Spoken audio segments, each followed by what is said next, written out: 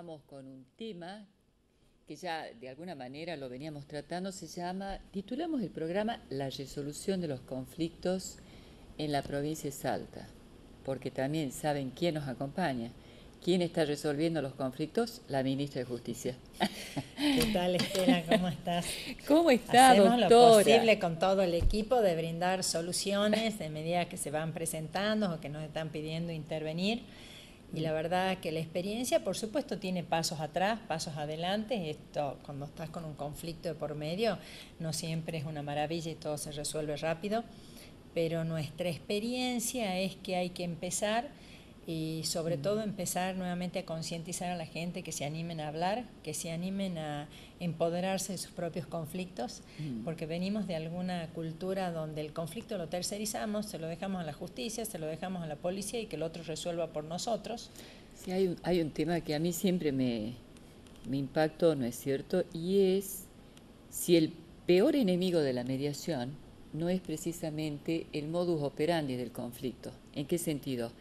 En que aparece a veces como una manera rápida y eficiente para lograr un objetivo.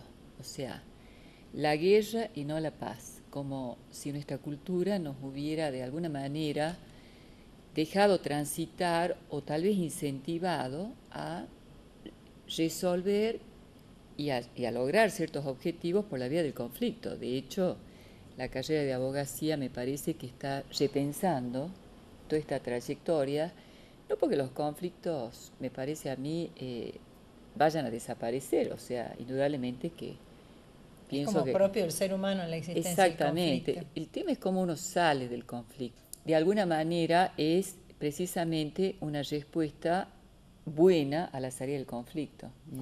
A ver, el conflicto que es altamente complicado porque el conflicto es como la cebolla. Por ahí el corazoncito no es tan grande, pero los actores diferentes del conflicto le empiezan a poner capas y capas. Y el conflicto se puede hacer grande, cada vez más grande, como el hongo, cada vez más grande.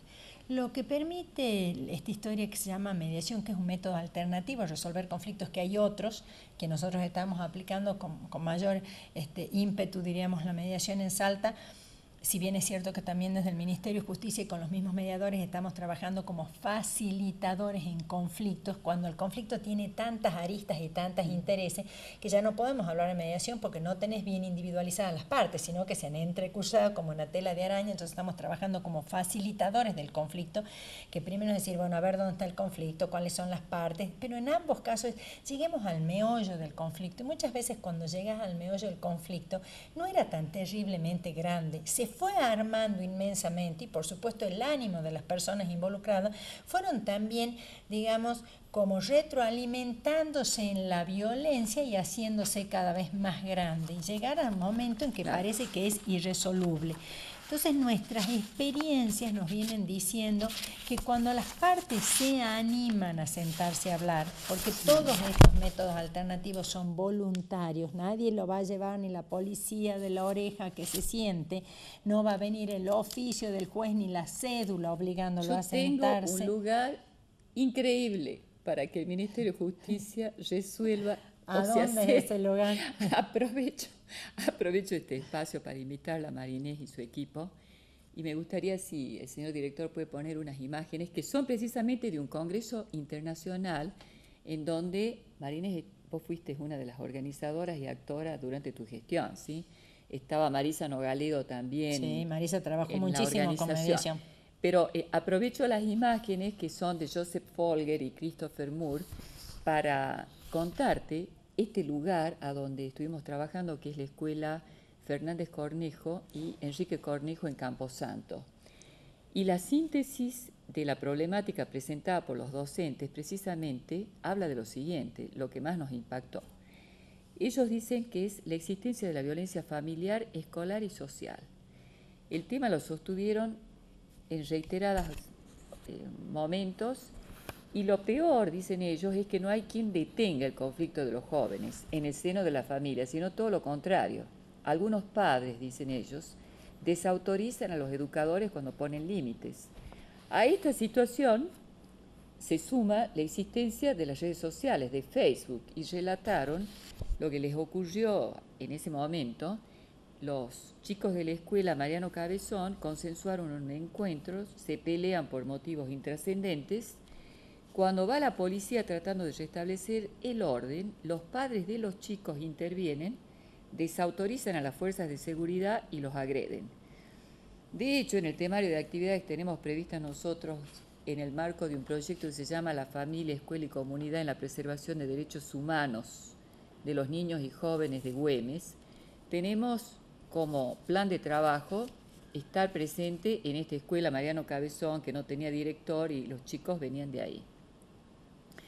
En realidad, estos chicos que protagonizan varios episodios simultáneos de violencias en distintos lugares son absolutamente incontrolables y sobre todo cuando intervienen los padres y la policía tiene que enfrentarse con los niños y con los padres.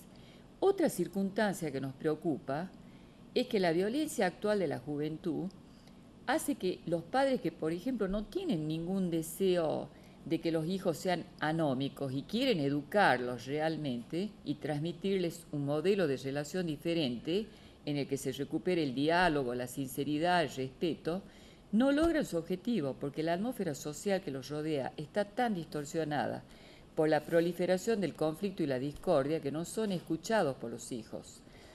El otro factor que nos preocupa y que potencia la manifestación de la violencia es la normalización del consumo de alcohol y paco como un modelo de diversión entre los chicos.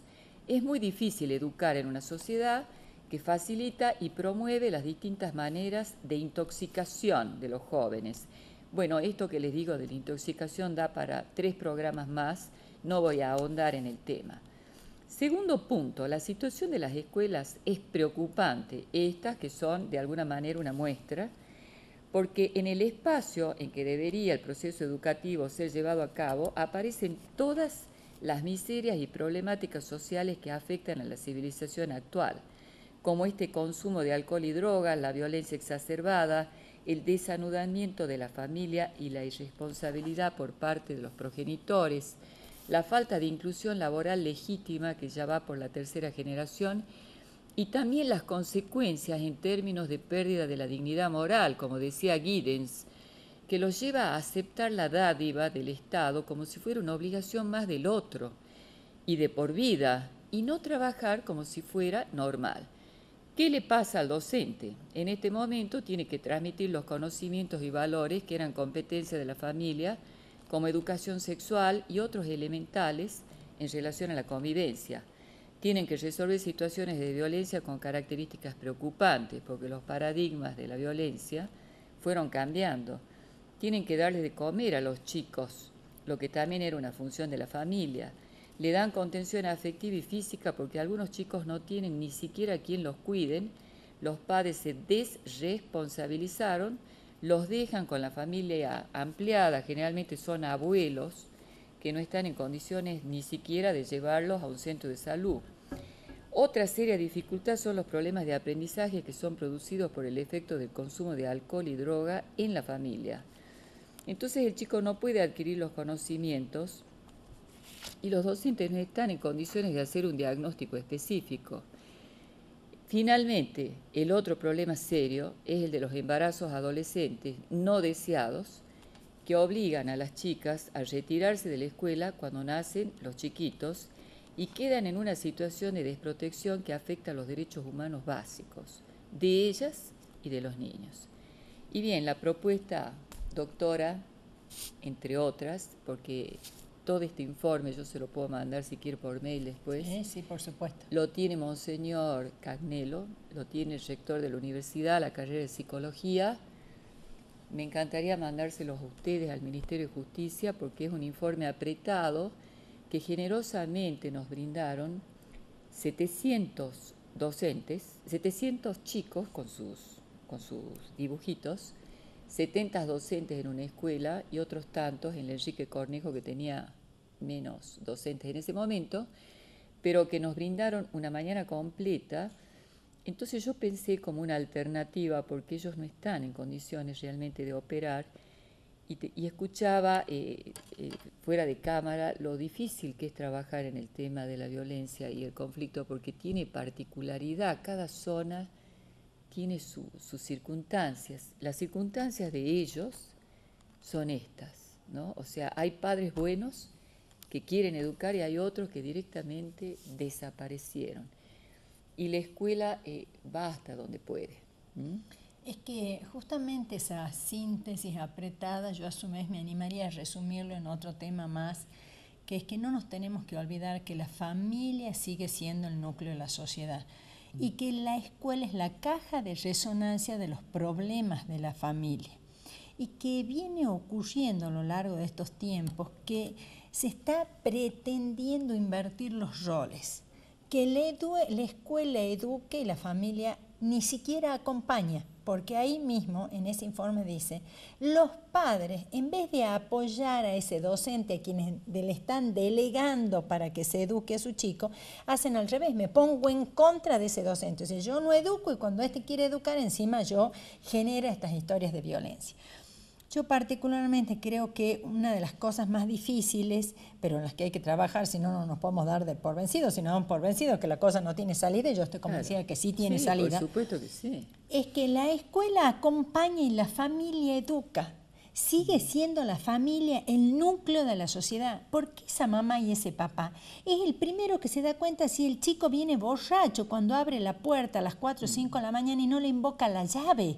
O es el primero que se da cuenta si el chico tiene un cambio de conducta que nos hace pensar que está empezando a consumir droga, porque la maestra no se va a dar cuenta con la misma celeridad que la familia, porque no tiene exactamente el contacto ese diario. Y tiene muchos alumnos. Claro, y tiene un montón de alumnos. Entonces, no podemos delegar en el docente. Nosotros en el Ministerio estamos dando ahora unas charlas a pedido de las escuelas que nos está dando increíble la atención, nos impresiona a nosotros mismos la atención que están mostrando. ¿Y en qué consiste la charla? A ver, ¿cuál es el derecho y obligación de los docentes? Lo estamos dando para los directores juntamente con el Ministerio de Educación, que nos indica dónde hacerlo y cómo hacerlo, porque ¿cuál es el primer problema del director y junto con el director, los docentes que están debajo del director? ¿Hasta dónde actúo? ¿Qué hago? ¿Qué hago bien? ¿Qué hago mal? Entonces nosotros venimos dando unas charlas con la participación de los directores que consiste que de alguna manera lo acabas de decir vos, está el niño acá, la comunidad educativa y la casa. Entonces, a ver, ¿dónde están los derechos y obligaciones? Porque no nos olvidemos que todo derecho tiene como correlato una obligación.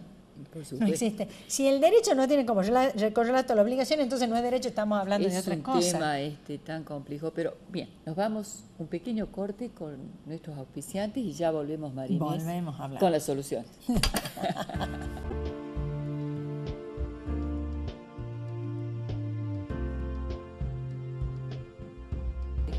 Y bien, aquí con la doctora Marinés, en realidad me parecía Marinés muy... ¿Qué tema este de la familia? Porque en realidad en este informe pequeñito como el que tenemos, lo que nosotros venimos viendo, primero no se puede generalizar. Hay algunos padres que son impecables, ¿no? O sea, fantásticos. Y hay otros padres que no son padres, porque no ejercen la función paterna, o sea, viene el niño al mundo sin que ellos hayan tomado conciencia. Con esta proliferación del consumo, ni se acuerdan quién es el padre. Tengo casos, por ejemplo, en donde después que nace el niño, ella, la madre, va a buscar quién es el padre y a veces se presenta en la clínica el ADN, a ver de cuál de todos es hijo el niño. Algo que yo verdaderamente desestimo es que a esta altura, si el niño no vino con un padre, se ocupen de buscar el ADN y no en realidad de educarlo, porque la función paterna puede ejercerla también la sociedad, un tío, los maestros, el Estado mismo, es un lugar en la subjetividad de las personas. Entonces, hay casos que son muy complicados. Hay madres que los dejan, Camposanto tiene una guardería, los chiquitos antes se quedaban a partir de los 45 días, nosotros trabajamos desde el año 2010 y ahora los dejan a partir de los 6 meses, pero de hecho también es un despropósito porque las madres no vuelven, y no vuelven porque no son madres, son adolescentes que tuvieron un chico y quieren volver a hacer su vida de adolescente, entonces el chiquitín queda en la guardería. Encontraron quien se ocupe de la obligación que les es propia. Para un abuelo, en otras épocas, en el Valle Calchaquí, yo me acuerdo que el modelo de familia tenía y contemplaba el hijo para los viejitos, que era el seguro de alguna manera, Sí, sí, sin el duda. ANSES de los viejitos, Sí. y después esta pareja, cuando volvía él del servicio militar, hacían su grupo familiar y tenían los otros hijos. Eso se borró, ahora los abuelos están superados y en realidad la ponen afuera esta hija adolescente porque no pueden mantenerla económicamente. La cuestión de la desinclusión laboral es grave, la pérdida de conciencia de las obligaciones también. Y si ustedes van a Camposanto, que realmente sería muy lindo y nos gustaría acompañarlos, porque es una parte de la provincia de Salta, es una provincia maravillosa. A mí me duele el corazón ver una riqueza como la que tiene Salta y la pobreza en la convivencia, ¿no? O sea, Sería muy bueno que pudiéramos hacer un trabajo con el equipo del Ministerio de Justicia que vienen trabajando con psicólogos, abogados, donde no siempre el abogado es la persona más indicada. Normalmente el abogado aparece cuando en el conflicto social existe una cuestión legal y resuelta, que es lo que va generando el conflicto, sobre todo en las cuestiones de familia, cuando tenés la cuota alimentaria, el régimen de visita, la tenencia. Con lo cual, para el resto de los psicólogos es altamente interesante. Y nosotros vamos, primero se hace un análisis de cada caso, se hace una charla. Mucho se trabaja con los chicos o con los padres, esto se habla con los docentes porque se convoca mucho a los padres y empezamos muchas veces desde lo lúdico para que presten mucho más interés con distintos juegos, que los chicos se prenden mucho más que en una charla cuando uno se para a hablar claro. al frente, con muchas filmines o videos que tenemos donde se muestra cómo se genera el conflicto o cómo el conflicto no es el mismo según lo vemos. Hay una imagen donde aparece un elefante y lo primero que se pregunta es cuántas patas tiene el elefante. Vos me dirás que tiene que ver esto con lo que estamos hablando, pero el tema es cómo es el conflicto, si el conflicto es único y tiene una única visión. Nadie duda y todos sabemos que el elefante tiene 4 patas, pero esta filmina que se presenta, si uno se pone hacia la derecha, se le ve como 5 o 6, si se pone hacia la izquierda, se ve 6 o 7. Entonces, ¿qué es lo que pretendemos mostrar con esto? Que el conflicto no es único, que el conflicto tiene un montón de aristas y según cómo lo vemos o los actores que actúan, cómo se va distorsionando. Entonces, en cada lugar que hacemos primero una pequeña evaluación, hablamos mucho con los docentes, cómo ven ellos que es mejor, si es mejor primero encarar por los chicos o empezar con los padres o padres con los chicos, y a partir de esa primera evaluación, que vos como psicóloga lo entendés perfectamente, que no se puede, primero que no hay un cliché, no hay un modelo, vos lo acabas de decir, cada zona de la provincia es diferente, entonces uno primero tiene que hacer la evaluación de cómo va a trabajar ahí. Y cada escuelita, bueno, cada escuela. lo ¿Y que qué podemos... voluntad hay? Exacto. Porque en todos estos medios se requiere la voluntad de la parte. Bueno, la ventaja del trabajo que nosotros podemos pasarle en este momento ya el diagnóstico de situación, es exactamente el conflicto individualizado. Por ejemplo, Cobos necesita urgente de la mediación, porque cuando nosotros ingresamos aparece el conflicto en los niños, y eran los niños violentos. Después del trabajo de campo,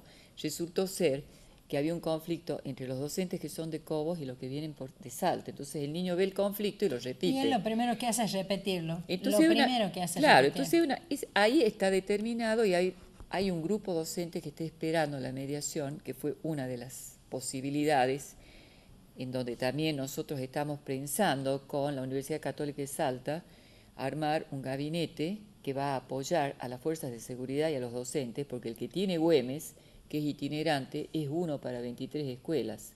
Y Güemes tiene 47.000 habitantes y ya deben ser 48.000 por el índice de nacimiento. Otra escuela, la Monseñor Tabela, cuando fuimos la primera vez, apareció sexto A y sexto B como el polo del conflicto, y cuando fuimos analizando la situación eran 2 chicos de 2 familias y habían amenazado a la directora para que no dijera nada, y cuando llegaron los chicos que trabajan con nosotros, que son impecables, en estos lugares hay 2 familias que no son familias, es un grupo de gentes que delinquen y mandan sus hijos a la escuela y amenazan a la directora para que no diga nada. Eso es la Tabela.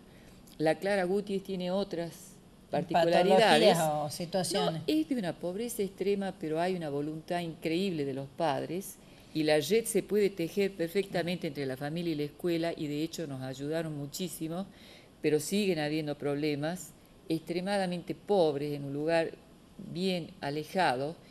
Y ahora que estamos trabajando en Camposanto, estas dos escuelas tienen un perfil muy parecido, están a 300 metros una de la otra. El Ingenio San Isidro, que es una fuente de inclusión laboral, pero que no es suficiente. Y también, entre las propuestas que hicimos, además del gabinete, lo invitamos al doctor Abel Cornejo, que está en la Escuela de la Magistratura. Sí, y que están trabajando mucho con violencia, con un programa también interesante. Para que puedan trabajar con las fuerzas de seguridad que forman parte de la metodología de nuestro trabajo, en donde hemos constituido una red que ya fue imitada por los ciudadanos de Güemes. Hoy por hoy, el padre Casimiro, desde la iglesia, con los bomberos, el hospital, la policía, la brigada, tienen una red, y lo que necesita la policía y pide es conocimiento sobre mediación, porque así como la escuela, vos bien decías, se hace cargo de la problemática familiar. Yo me senté en la comisaría de Güemes un sábado por la mañana y me impresionó lo que escuchaba el oficial Heredia. Es toda la problemática de la familia, la adolescente que se peleó con la madre. Entonces el oficial Heredia mira y no está preparado para eso. Con nosotros, digamos, cuenten para esto, es todo altamente positivo. Nosotros tenemos también nuestras experiencias para llevar a cabo. Estamos trabajando en el día de hoy con un problema de unas escuelas en Coronel Cornejo, donde en el norte, ¿no es cierto?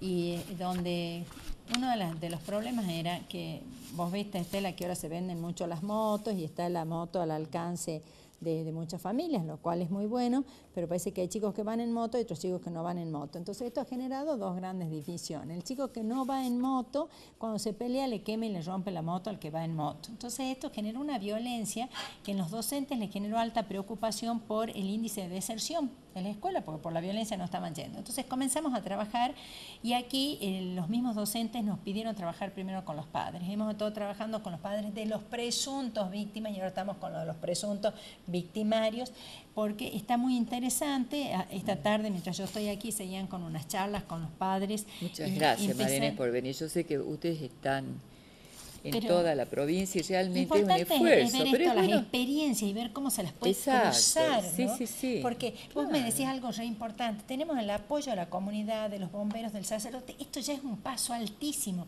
porque ellos están dispuestos a hacer crecer su sociedad. Es una comunidad que está sensibilizada. Güemes es el lugar a donde los están esperando. Se nos terminó el tiempo, lo cual no quiere decir que no nos vayamos a visitar nuevamente. No, y además después tendremos que seguir contando cómo nos va en este trabajo conjunto. Especialmente. Y nos vamos con una frase de Roosevelt: no basta con hablar de paz, uno debe creer en ella y trabajar para conseguirla. Muchas gracias por venir. Gracias a vos. Y en los próximos capítulos contamos cómo nos va en un trabajo conjunto. Y a ustedes por seguirnos. Hasta la semana que viene.